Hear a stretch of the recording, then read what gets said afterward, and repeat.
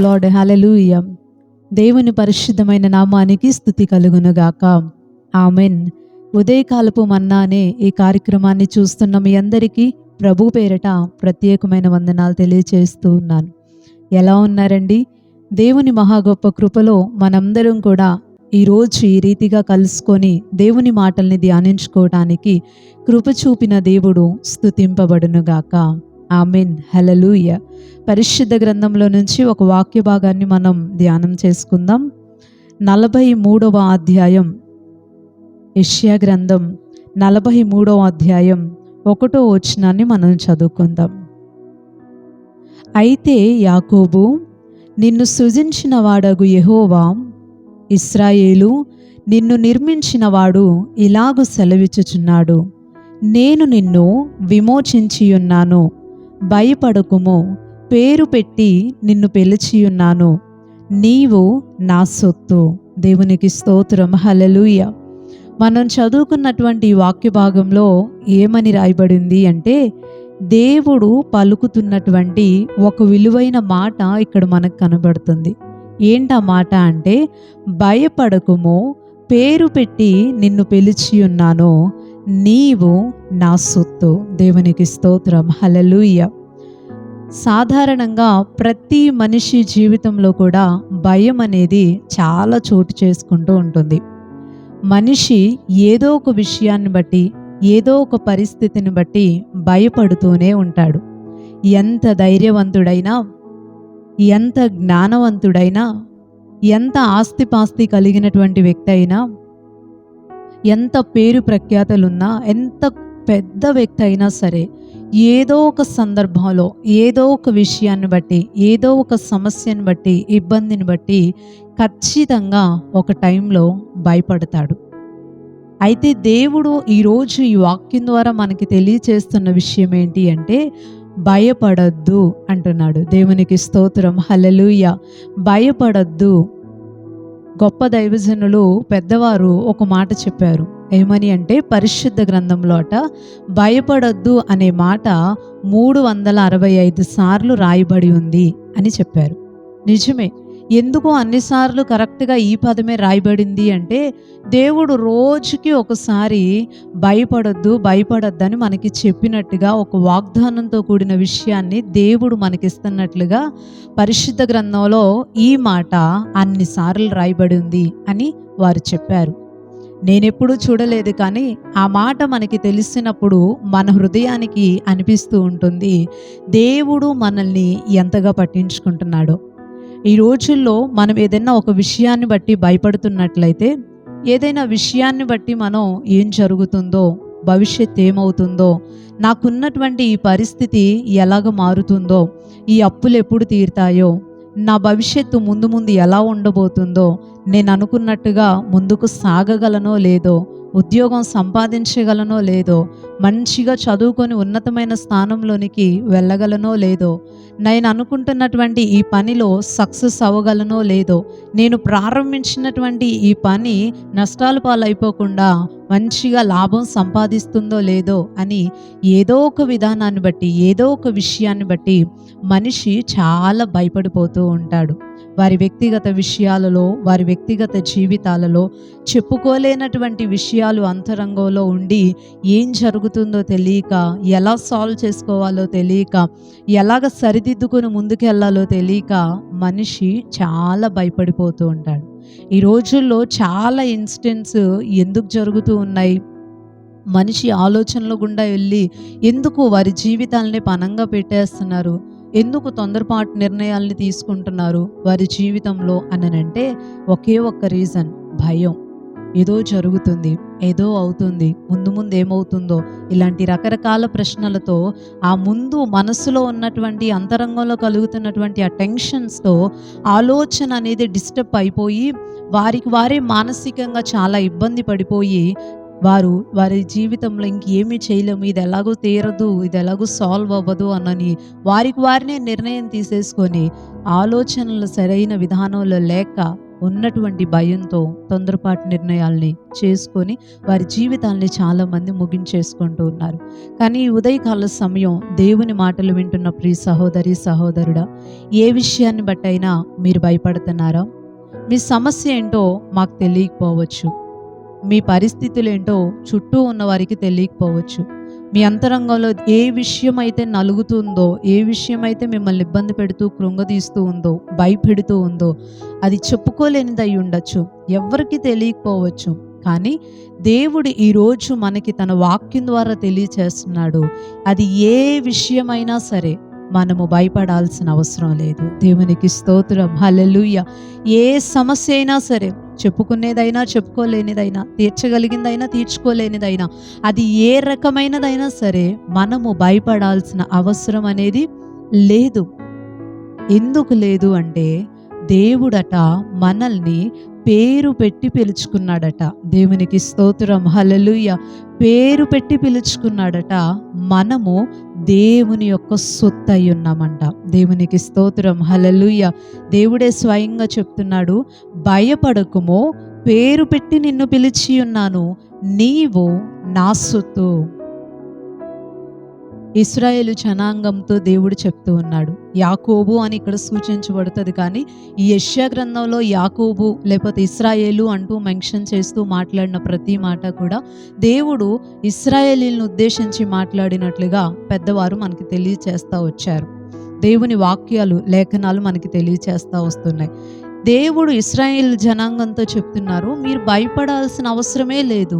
ఎందుకంటే ఈ భూమి మీద చాలా రకరకాల జాతుల వారు ఉన్నప్పటికీ కూడా వారందరిలో నుంచి నేను మిమ్మల్ని నా సొత్తైన ప్రజలుగా ఉండటానికి, అంటే నా సొంతమైన బిడ్డలుగా ఉండటానికి నేను మిమ్మల్ని పిలుచుకున్నాను. బైబిల్ గ్రంథంలో ఇశ్రాయేలీయులు అనగానే మనకు గుర్తొచ్చే పదం ఏంటంటే దేవుని ప్రజలు, దేవుని పిల్లలకి సూచనగా ఉండటానికి దేవుడు ఇశ్రాయేలీయుల జనాంగాన్ని ఎన్నుకొని దేవుడు దాన్ని ఏర్పాటు చేసుకున్నాడు. ఆయనకి స్వాస్థ్యంగా ఆయనే పేరు పెట్టి పిలుచుకొని దేవుడు ఎన్నిక చేసుకొని దీవించి వాడుకుంటున్నటువంటి వ్యక్తులు ఇశ్రాయేలీయులు. దేవుడు అంటున్నాడు, నేను మిమ్మల్ని ఏదో ఒక జనాంగం నాకు ఉండాలి కాబట్టని ఎన్నుకోలేదు, కానీ నా సొత్తైన ప్రజలుగా ఉండటానికి, నా సొంతమైన వ్యక్తులుగా మీరు ఉండటానికి పేరు పెట్టి మరీ నేను మిమ్మల్ని పిలుచుకున్నాను. దేవునికి స్తోత్రం, హల్లెలూయా. ఇది మనకు అర్థం అవ్వాలంటే ఒక విషయాన్ని చెప్తాను. ఏంటన్నమాట అంటే, ఒక మీటింగ్కి మనం వెళ్ళాం అనుకోండి, చాలా మంది ప్రజలు ఉన్నారు, లక్షల మంది ప్రజలు ఉన్నారు, కోట్ల మంది ప్రజలు ఉన్నారు. ఒక మంచి ఉన్నతమైన దైవజనుడు అక్కడ నిలబడి వాక్యం చెప్తా ఉన్నాడు. ఉన్నట్టుండి సడన్గా దేవుడు ఏదో విషయాన్ని ఆయనకి తెలియచేశారు. పలానా సహోదరి పలానా సమస్యను బట్టి, పలానా ఇబ్బందిని బట్టి బాధపడుతుంది, ఇక్కడే ఈ మీటింగ్లో ఉంది, నువ్వు ఆవిడికి హెల్ప్ చేయి, ప్రార్థన చేయి, లేదా పరిస్థితి ఇబ్బందిగా ఉంది, వారికి 1,00,000 రూపాయలు ఇవ్వు. దేవుడు ఏదో ఒకటి ఉదాహరణగా అలాగ చెప్పారనుకోండి, వెంటనే ఆ దైవజనుడు అన్ని కోట్ల మంది ప్రజల్లో నుంచి, అన్ని లక్షల మంది ప్రజల్లో నుండి మనల్ని పేరు పెట్టి పిలిచి, పలానా సహోదరి ఇక్కడ ఉన్నారా, ముందుకు రండి, మిమ్మల్ని గురించి దేవుడు నాకు చెప్తున్నారు, మీరేదో ఇబ్బందులు ఉన్నారంట, మీరేదో కష్టంలో ఉన్నారంట, ప్రార్థన చేస్తాను రండి, లేకపోతే మీకు కొద్దిగా సహాయం చేయమంటున్నాడు దేవుడు, కొంత డబ్బులు మీకు ఇస్తాను రండి అని ఎవరైనా పిలిచారనుకోండి, ఎలా ఉంటుంది మనకి? చాలా సంతోషంగా ఉంటుంది కదా, పట్టరాని ఆనందంగా ఉంటుంది. ఎందుకంటే మనము ఇంటికి వెళ్ళిన తర్వాత కూడా ఆ విషయాన్ని మర్చిపోవడానికి చాలా సంవత్సరాల సమయమే పట్టింది.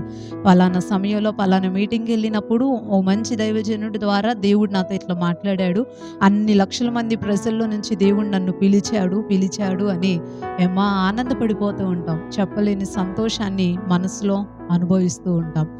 అంటే ఒక వ్యక్తి, ఒక దైవజనుడు, ఒక సాధారణమైన మనిషే ఆయన కూడా, ఆయన పేరు పెట్టి పిలిస్తేనే మనకంత ఆనందం అనేది కలిగితే, దేవాది దేవుడే మనల్ని ఇన్ని కోట్ల మంది ప్రజల్లో నుంచి పేరు పెట్టి పిలుచుకొని ఆయనకి సొత్తైన ప్రజలుగా చేసుకున్నాడు.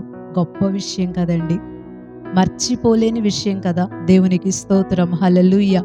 ఇశ్రాయేలు ప్రజల్ని ఎలాగైతే దేవుడు పేరు పెట్టి పిలుచుకున్నాడో మనల్ని కూడా అలాగే పేరు పెట్టి పిలుచుకున్నాడు. ఎప్పుడైనా ఆలోచించారా? ఇంతమంది ప్రజలు ఉండంగా మేమే ఎందుకు యేసు ప్రభువుని నమ్ముకున్నాం, మేమే ఎందుకు దేవుని సన్నిధిలోనికి వచ్చాం?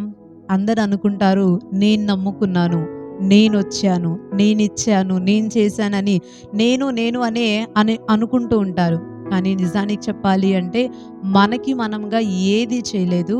దేవుడు మనల్ని ఎన్నుకొని, ఏర్పాటు చేసుకొని, ఆయన సన్నిధిలో నిలిచే భాగ్యాన్ని దేవుడు మనకిస్తే, ఈరోజు దేవుడు మనల్ని ఇక్కడ నిలబెట్టాడు. మనం ఇక్కడ నుంచోటానికి దేవుని కృపే కారణం. దేవునికి స్తోత్రం. హల్లెలూయా.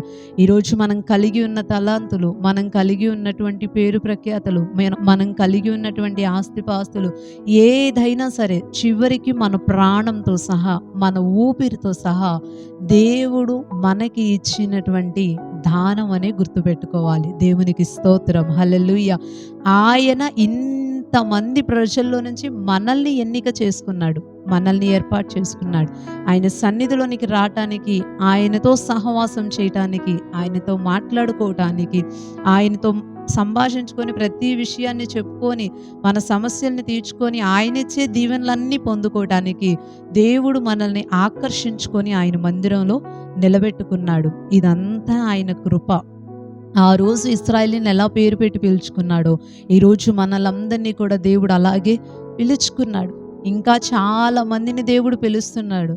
పాస్టర్ గారి ద్వారా, వాక్యం ద్వారా, మైక్ శబ్దాల ద్వారా మీరు కూడా రండి, యేసు ప్రభువుని నమ్ముకోండి, మాకిచ్చినట్టే మీకు కూడా దీవెనలు ఇస్తాడు, మమ్మల్ని దర్శించినట్లే మిమ్మల్ని దర్శిస్తాడు, మేము ఎలాగైతే ఆయన బిడ్డలుగా ఉన్నామో మీరు కూడా ఆయన బిడ్డలుగా ఉండొచ్చు అంటూ అందరినీ కూడా దేవుడు పేరు పెట్టి పిలుస్తున్నాడు. ప్రజలు రావాలి. వారు ముందుకొస్తే దేవుడు అంటున్నాడు, మీరు నా సొత్తైన ప్రజలుగా ఉంటారు, నా సొంతమైన వ్యక్తులుగా ఉంటారు. ఆ దేవుని సొత్తైన ప్రజలుగా మనం ఉన్నప్పుడండి, ఆ మాటలో ఉన్న అర్థం ఏంటంటే ఇక ఎవరు కూడా ఏమీ చేయలేరు. ఫుల్ రైట్స్ అన్నీ కూడా మన పైన దేవునికే ఉంటాయి. దేవుడే మన పక్షంగా ఉండి మనకి ఏం కావాలి, ఎలా కావాలి అన్నీ దేవుడే చూసుకుంటాడు. మన బిడ్డల్ని ఎవరైనా ఏదన్నా అంటే తల్లిదండ్రులు ఊరుకునే ఉంటారండి? ఉండరు. తప్పెవరిది అని తేల్చుకోవడానికి ముందే మా బిడ్డ మీద చేయేస్తావా, మా బిడ్డ మీద అరుస్తావా, ఎందుకు అలా చేస్తావు, తను నా బిడ్డ అని చెప్పి తల్లిదండ్రులు వెంటనే రియాక్ట్ అయిపోయి ఎదుటి వ్యక్తుల్ని తొందరపడేసి మాట్లాడేసి గొడవలు చేసేసుకొని చేస్తూ ఉంటారు. ఎందుకంటే ఆ బిడ్డ నా బిడ్డ, నా సొంతం, నా రక్తం పంచుకొని పుట్టిన బిడ్డ. తనకి ఏం కావాలి, ఎలా కావాలి, ఎప్పుడు కావాలి, ఏ వయసులో కావాలి అన్నీ కూడా తల్లిదండ్రులే బిడ్డలకు సంబంధించి చూసుకున్నట్లుగా దేవుడు మనం భయపడే ప్రతి విషయం నుంచి విడిపించి మనకి ఏం కావాలో, ఎప్పుడు కావాలో, ఎలా కావాలో, ఏ సమయంలో ఇవ్వాలో అన్నీ కూడా దేవుడే చూసుకుంటాడు. ఎందుకంటే మనము దేవుని పిల్లలం అయి ఉన్నాం. దేవునికి స్తోత్రం. హల్లెలూయా. ఈరోజు దేని గురించి భయపడుతున్నారు?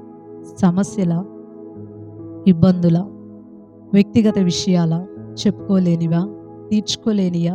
అది ఏదైనా సరే, నా వల్ల కావట్లేదు, నేనేం చేయలేకపోతున్నాను, నేను ఎప్పుడూ ఇంతే, నేను ఒక జీరో, ఇలాంటి నిరాశల్లోనికి, భయాల్లోనికి, బాధల్లోనికి, కృంగతీసే విషయాల్లోనికి దేనిలోనికి మీరు వెళ్ళినా, దేనితో అయితే మీ హృదయం అనేది నిండిపోయి భయపెడుతూ ఉందో వాటన్నిటి నుంచి విడిపించడానికి శక్తి కలిగిన వాడు, సమర్థుడు, మనం ఆరాధించేటటువంటి ప్రభు అయిన యేసుక్రీస్తు.